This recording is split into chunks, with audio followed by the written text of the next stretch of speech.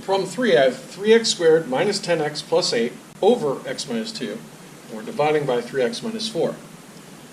Now when I want to change this to multiplication, I want to have 3x minus 4 as a fraction, so I can write 3x minus 4 over 1, because anything divided by 1 is itself. So I'm going to rewrite this problem as 3x squared minus 10x plus 8 over x minus 2 times 1 over 3x minus 4. Okay, let's look at 3x squared minus 10x plus 8.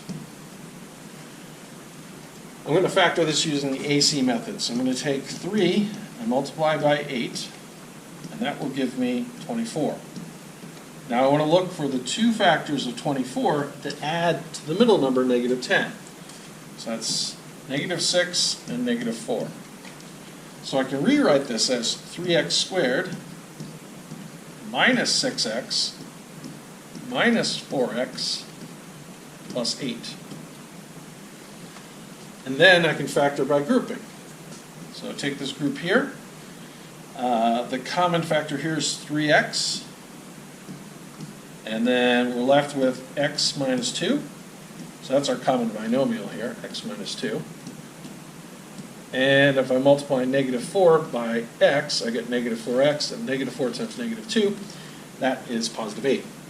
So I'm going to write my factored form here, let's move over a little bit, as 3x here minus 4